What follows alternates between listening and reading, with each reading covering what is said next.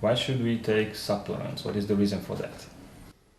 I'm often asked why on earth we should take supplements because, animals in the wild don't take supplements, and when we were busy evolving, we didn't need supplements either.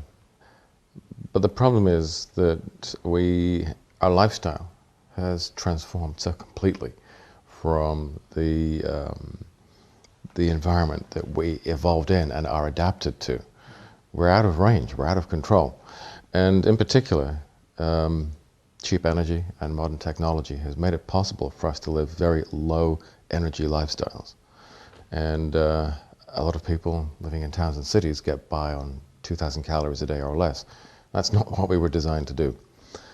We know from studies of the 19th century, a time when people were doing a lot of manual labor, people were eating between 2,500, 3,500 calories a day for women, and for men up to 7,000 calories a day.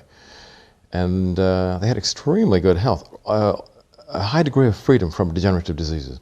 Now we're running at a very low level of energy, and that means we're eating very little food, historically speaking.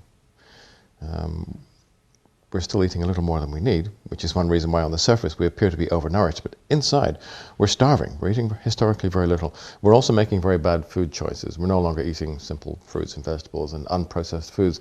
We're eating the foods that the food industry shovels onto us, which are collectively a disaster. Many of them are very low in micronutrients and overloaded with quite, in the greater scheme of things, harmful compounds. So we end up being, as I said, overweight or overnourished on the outside. Inside we're depleted.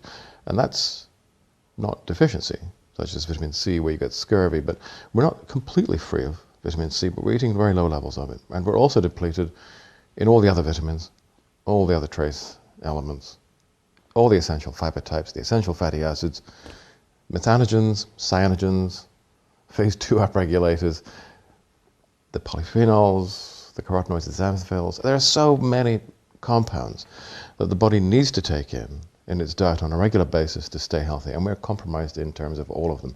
And that creates a kind of malnutrition called type B malnutrition, and it also creates a condition of chronic inflammation in the body. And that, as we now know, is the core of most, perhaps all, chronic degenerative disease.